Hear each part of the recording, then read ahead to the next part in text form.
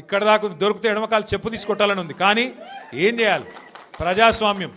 ఎకతక్క మాట్లాడితే మళ్ళీ ఏమంటారు? అగో వీనికి బాగా ఇంకా వీనికి అహంకారం ఉంది రాబోయ్ అంటారు. అహంకారం నాదా ఆయనదా? నేను గుంటూరులో చదువుకున్నా అంటాడు. అరే నేను గుంటూరులో చదువుకుంటే నీకేం వచ్చింది రాబోయ్? నాకు అర్థం కాదు. అప్పుడు ఆంధ్రప్రదేశ్ కలిసి ఉండే. నేను గుంటూరులో చదువుకున్నా మళ్ళీ హైదరాబాద్లో చదువుకున్నా, పూనాలో చదువుకున్నా, అమెరికాలో చదువుకున్నా, నేను ప్రపంచం అంతా చదువుకున్నా. నీ లెక్క చదువు సందే లేకుండా తిరగలేదు. మీ అమ్మాయి నీకు చక్కగా తోవ చూపెట్టలేదు. నేనేం చేయాలి? దానికి నీ ఏడిపోయింది నా మీద. అవో వీనికి ఇంగ్లీష్ వస్తుంది అంటాడు. అరే నాకు వస్తే నీకేం నొప్పిరా నాయన? నేర్చుకో. నేను హిందీ నేర్చుకున్నా, ఉర్దూ నేర్చుకున్నా, రేపు అవసరమైతే గోర్మాటి భాష నేర్చుకుంటా. నువ్వు నేర్చుకో. నేను ఎవడ నాపిండా? నిన్న వద్దన్నాడు ఎవడన్నా. నువ్వు కూడా నేర్చుకో. దానికి కూడా ఏడిపోయి నా మీద. నేనేం చేసిన?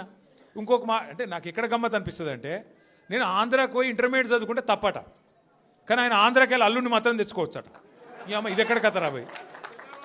అందుకే ఇక ఆయన పేరు ఏం పెట్టినట్టుగా నేను ఇట్లా లాభం లేదని చెప్పి మనోని పేరుగా అల్లుడు భీమవరం కదా, అందుకే ఈయన చిట్టినాయుడు పేరు కూడా భీమవరం బుల్లోడు అని పెడితే అయిపోతుంది. ఊరికే వెలుగు భీమవరం బుల్లోడు మనకు నీతులు చెప్తున్నాడు.